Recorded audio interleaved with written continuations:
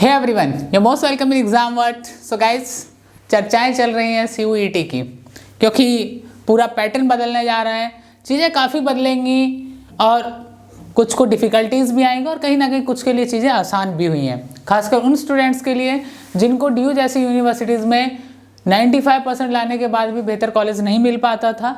अब entrance exam होगा तो ऑफकोर्स वहाँ पे वो बेहतर कॉलेज ले पाएंगे अपने नॉलेज के बेस पे। कहीं ना कहीं इसका सबसे बड़ा फ़ायदा उन स्टूडेंट्स को मिलेगा जिनको इंडिया के टॉप मोस्ट कॉलेजेस में केवल इसलिए एडमिशन नहीं मिलता था कि उनके जो परसेंटेज हैं वो कम है। तो कहीं ना कहीं कहा जाए तो सीयूईटी जो है वो एक मेजर कम्युनिटी जो स्टूडेंट्स की देखी जाए उसके लिए बेनिफिशियल है, लेकिन कुछ स्पेसिफिक जो कोर्सेस हैं लाइक मास्टर्स के जो कोर्सेस होते थे अलग अलग यूनिवर्सिटी में, लैंग्वेज रिलेटेड जो कोर्स हैं उनके लिए उतना बेनिफिशियल हम नहीं कह सकते इसको।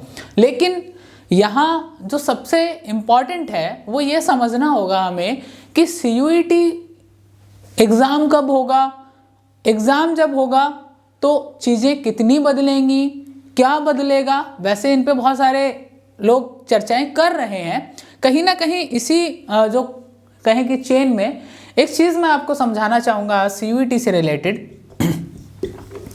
वो ये है कि आप जिन चीज़ों को लेके पहले तैयारी करते थे, आप कोर सब्जेक्ट लेके बैठते थे, आप सब्जेक्ट होता था आपके पास कि आपको कहीं ना कहीं एक छोटा पार्ट भी पढ़ना पड़ता था, लेकिन बदलाव कहाँ आएगा?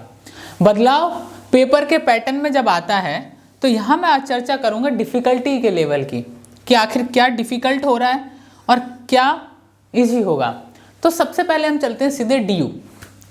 जब हम दिल्ली यूनिवर्सिटी की चर्चा करते हैं तो दिल्ली यूनिवर्सिटी के अंदर हम जब देखते थे कि हर साल जब रिजल्ट्स आते थे और रिजल्ट्स आने के बाद जब एडमिशन्स स्टार्ट होते हैं यूनिवर्सिटीज़ में तो सबसे ज़्यादा चर्चा होता है केवल डीयू का। क्यों होता था? क्योंकि यहाँ पे 100% लेके आओ तब जाके स्टीफेंस मिलता था, तब जाके मिरांडा हाउस मिलता था। नॉर्थ कैंपस के कॉलेजेस आपको 95 के अबव में मिलना बड़ी बात होती थी अपने आप में, लेकिन अब ऐसा नहीं होगा क्योंकि यहाँ ये जो परसेंटेज वाला था ये तो ख़त्म हो गया। दूसरी जो सबसे इम्पॉर्टेंट चीज़ है जो खासकर स्टूडेंट्स जिनका टारगेट होता था कि हमें यूपीएससी की तरफ जाना है और वो चाहते थे कि हमें बीएचयू या डीयू मिल जाए। चलिए बीएचयू तो शुरू से एग्ज़ाम पे बेस्ड था, इसकी तो हम चर्चा ही नहीं करेंगे क्योंकि यहाँ पे बीएचयू की जब बात आती है तो बीएचयू ऑलरेडी उस पैटर्न को लेके चल रहा है, तो अलग से कोई खास इसकी ज़रूरत इन्हें बदलाव करने की पड़ी नहीं। लेकिन डीयू में हज़ारों सीटें होने के बाद भी हज़ारों लाखों स्टूडेंट ऐसे होते थे जो कुछ परसेंटेज की वजह से यूनिवर्सिटी में एडमिशन पाने से रह जाते थे। अब इधर चलिए डीयू ने कहा कि हमने तो डीयूईटी ले रहे हैं, अगर सीयूईटी होगा तो बेस्ट है, नहीं होगा तो डीयूईटी तो करवाएंगे क्योंकि पुराने पैटर्न पे ये लोग ले रहे थे, उस पैटर्न को फॉलो कर सकते हैं। इधर यूजीसी का लेटर आता है, उसके बाद अब जेएनयू ने भी डिसाइड कर दिया कि हम भी सीयूईटी लेंगे। कन्फ्यूज़न अभी भी बना हुआ है। कन्फ्यूज़न ये बना हुआ है कि आखिर भैया आपने भी डिसाइड कर दिया, आपने भी डिसाइड कर दिया, सबने डिसाइड कर दिया, और वो जो कन्फ्यूज़न है वो कन्फ्यूज़न क्रिएट कहाँ है? सिलेबस में। अब सिलेबस को डिजाइन करना, कुछ के सवाल हैं कि सर कौन से डिजाइन करेगा, कब हमारा नया सिलेबस आएगा, क्या रहेगा क्या नहीं रहेगा। तो एक चीज़ आप समझ लीजिए, जब आप प्रिपरेशंस करना स्टार्ट करते हैं, किसी भी चीज़ का प्रिपरेशन करना स्टार्ट कर लीजिए, आप चाहे बैचलर की करिए या मास्टर्स की करिए, जिस भी लेवल की आप जब प्रिपरेशंस करते हैं तो यहाँ पे एक चीज़ क्लियर हो जाता है। वो क्या क्लियर हो जाता है कि आप सीयूईटी की जब प्रिपरेशन करेंगे तो आपके सामने दो रास्ते हैं। पहला रास्ता जो सीयूईटी पहले होता था 12 यूनिवर्सिटीज़ के लिए, दूसरा रास्ता बीएचयू का कॉमन एग्ज़ाम जो कि बीए फॉर आर्ट्स के लिए हुआ करता था। I am not talking about MA के लिए बीएचयू में सेपरेट एग्ज़ाम होते थे, काफ़ी अच्छा लेवल होता था, सब्जेक्ट कोर सब्जेक्ट ही होता था वहाँ पे, लेकिन यहाँ पे ऐसा नहीं होता था। बीएचयू में मोस्टली कोर सब्जेक्ट मिलता था आपको एमए में, बट बीए में यहाँ पे जो कॉमन एग्जाम हुआ करता था उसका लेवल काफ़ी अच्छा रहता था। हम कह सकते हैं कि एक मॉडरेट लेवल कह सकते हैं, ना टफ होता था बहुत ज़्यादा, ना ही बहुत ज़्यादा इजी होता था। लेकिन यहाँ सीयूईटी में जब जाते हैं तो सीयूईटी में मास्टर्स के अंदर भी ऐसे क्वेश्चंस रहते थे। 25% वाला जो पार्ट रहा करता था वो एक अलग पार्ट रहा करता था, मैथ्स के क्वेश्चन रहते थे। और यही जो पैटर्न है ये लग रहा है कि शायद जेएनयू उसको अप्लाई करे, और जेएनयू जब अप्लाई करेगा तो बहुत सारी चीज़ें बदल जाएंगी।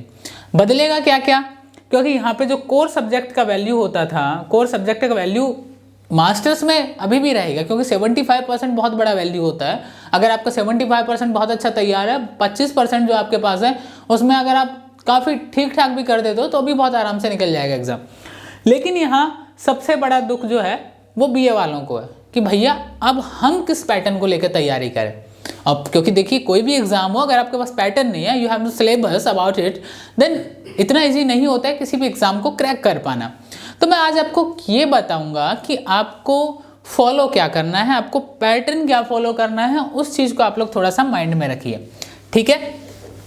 मैं बहुत बार बता चुका हूँ, अपने पिछले वीडियोज़ में भी बता चुका हूँ कि CUET जो है, CUET को लेके जो भी सस्पेंसेस हैं धीरे धीरे क्लियर हो रहे हैं, धीरे धीरे क्लियर हो रहे हैं। यहाँ पे आपके सामने सिलेबसेस क्लियर होते जा रहे हैं, आपको चीज़ें समझ में आ रही हैं कि आखिर आपको करना क्या है। अब CUET की जब हम बात करते हैं, इसमें जो सस्पेंसेस हैं, सस्पेंसेस दूर करने के लिए बहुत सारे स्टूडेंट्स को मैंने देखा कि वो मैथ्स लेके बैठ गए हैं, 8 से लेके 10 तक का पूरा लगे हुए हैं कि मैथ्स हम कर डालें, मैथ्स से होगा। ऐसा देखो कभी नहीं होता है कि एग्ज़ाम में किसी एक चीज़ की क्षमता को बढ़ा दिया जाए। कभी कभार देखा है कि पेपर्स में बहुत ज़्यादा एक पार्ट डाल दिया जाता है, लेकिन अभी ऐसा संभव नहीं होगा जब देश की सभी टॉप यूनिवर्सिटीज़, खासकर जो सेंट्रल यूनिवर्सिटी, वो अंडर सिंगल पेपर आ जाएंगी, तब ऐसा संभव नहीं होता है। कई बार यूनिवर्सिटी लेवल पे आपने देखा होगा JNU भी पेपर को अचानक से चेंज कर देता है, पता चलता है कि अरे यार ये वाला पैटर्न तो आज तक फॉलो नहीं हुआ था, अब की बार कैसे कर दिया।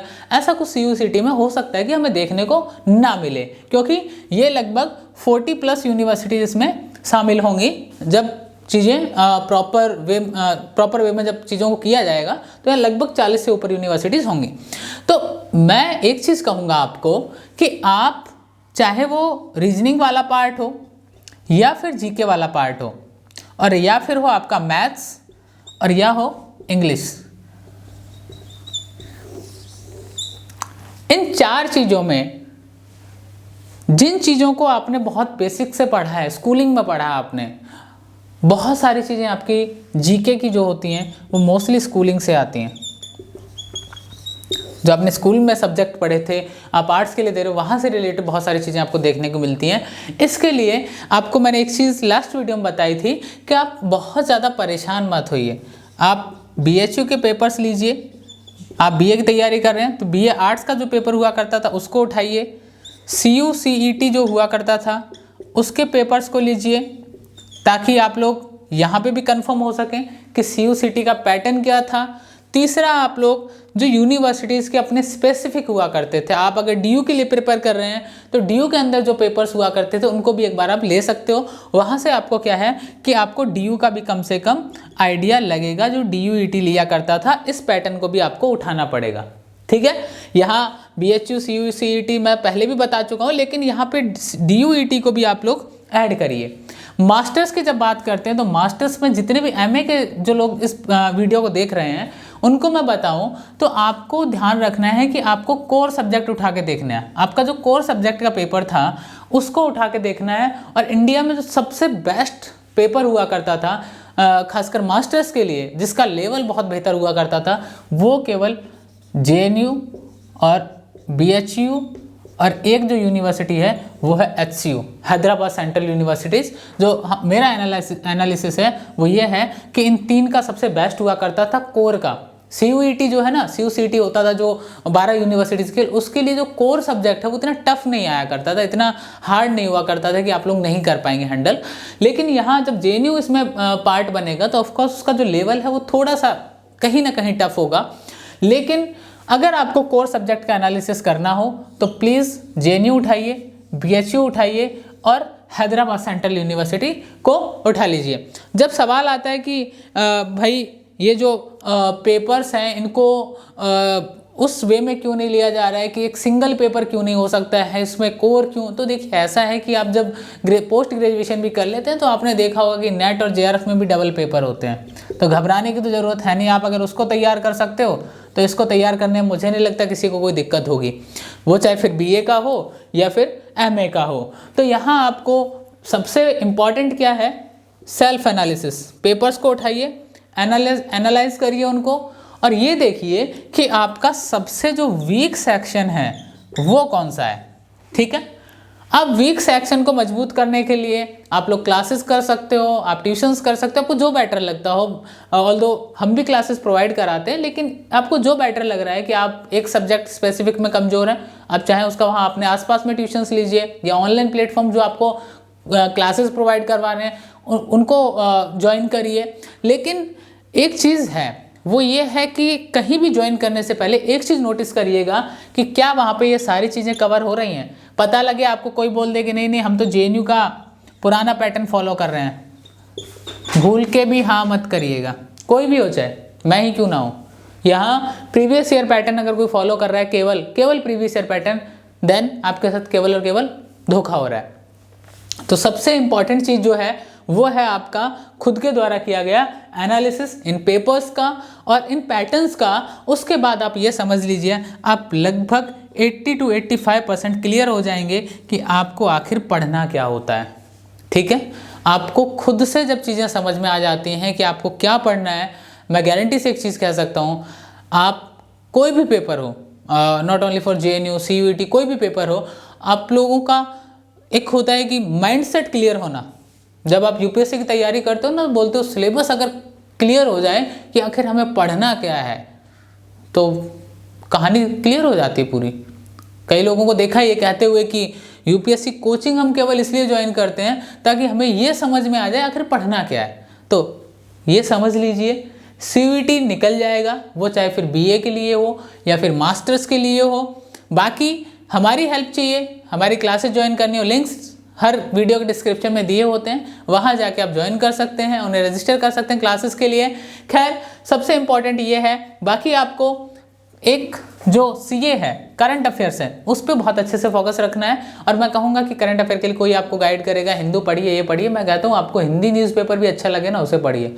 बस कंसेप्ट याद रखिए, पॉइंट्स जो हैं उनको याद रखिए कि हुआ क्या था, क्योंकि आपको यहाँ पे लिखना नहीं है, पैराग्राफ नहीं लिखना है, आपको बैठ के यहाँ UPSC का मेंस नहीं लिखना है, आपको यहाँ पे MCQ क्वेश्चंस अटेम्प्ट करने हैं। और वहाँ पे पता है कि राष्ट्रपति कौन कहाँ का है, तो वो कंफर्म होता है कि उस कंट्री का ये है तो ये है। उसमें आर्टिकल्स लिखने की, आर्टिकल्स पढ़ने की, एडिटोरियल पढ़ने की कोई रिक्वायर्ड नहीं होती है, और ना ही कोई स्पेसिफिक न्यूज़पेपर उसके अंदर आपका हेल्प करता है। बिकॉज आपका जो पहला और लास्ट प्रायोरिटी क्या है, वो है आपका, मैंने अब की बार एक हैशटैग चलाऊंगा, वो है क्रैक CUET। ठीक है, इस क्रैक CUET पे आपका फोकस है, फिर चाहे JNU हो आपके सामने, BHU हो या फिर हो DU। और DU में अब परसेंटेज वाला सीन खत्म हो चुका है, तो प्लीज़ ऐसा नहीं कि परसेंटेज पे आप लोगों को फोकस नहीं करना है, लेकिन सबसे इंपॉर्टेंट चीज़ क्या है, परसेंटेज के साथ साथ आप जब अपना 12th कर रहे हैं, जो स्टूडेंट 12th कर रहे हैं, उनको ये फोकस रखना है कि हमें CUET पे भी फोकस करना है। And you have sufficient time. ये मैं गारंटी से कह सकता हूँ, जुलाई से पहले एग्ज़ाम नहीं होगा, कुछ भी हो, कितना भी लेट हो, जुलाई से पहले एग्ज़ाम नहीं होगा। हो सकता है अगस्त में हो, सितंबर में हो, लेकिन जुलाई से पहले एग्ज़ाम नहीं होगा। So you have sufficient time for your preparations. So let's start from today and well focused. Concept clear करो, माइंडसेट क्लियर करो, सब्जेक्ट जो पूरा का पूरा जो मैंने बताया आपको, पेपर्स कहाँ कहाँ से उठाने हैं उनको उठाइए, मास्टर्स की तैयारी करें, नेट JRF के पेपर्स को सॉल्व करिए। 101% आपका कम से कम माइंड ये क्लियर हो जाएगा आपको पढ़ना क्या है। जब ये क्लियर हो गया ना, आधा काम खत्म हो जाता है, आधी लड़ाई आप जीत लेते हो। So guys, thank you very much for watching this video. कैसा लगा कमेंट सेक्शन में जरूर लिखिएगा, एंड चैनल को सब्सक्राइब जरूर कर लीजिएगा, ताकि आपको आने वाले समय में जो अपडेट्स हैं रिगार्डिंग टू CUET, जो भी अपडेट्स हैं वो आपको मिल सकें और आप उनसे एक टच में बने रहें, और कहीं ना कहीं आपको हेल्प मिल सके आपके प्रिपरेशंस में। क्योंकि जैसा मैंने अपने लास्ट वीडियो में बताया था कि मास्टर्स के लिए जो फ्री वेबिनार्स हैं वो हमारी टीम अब स्टार्ट करने जा रही है ऑलरेडी। सो उनको ज्वाइन करने के लिए भी नीचे टेलीग्राम के लिंक दिए गए हैं। करंट अफेयर आपको डेली का चाहिए, उसके लिए भी आपको टेलीग्राम लिंक दिया गया, वहाँ से करंट अफेयर डेली का ले सकते हैं। और एज सुन एज पॉसिबल हम लोग अपना मैगजीन भी लेके आएंगे करंट अफेयर्स का, जो मंथ वाइज होगा, तो उसे भी आप free of cost exam word official से ले पाएंगे। So join our Telegram channels for your preparations, और जो भी हेल्प आपको एग्जामवर्ट की तरफ से प्रोवाइड की जा रही है उसके लिए। And anyone want to join our classes, then registration का जो लिंक है वो आपको डिस्क्रिप्शन में दिया गया है, वहाँ पे जाके आप अपने आप को रजिस्टर कर सकते हैं। Thank you very much and see you in next video.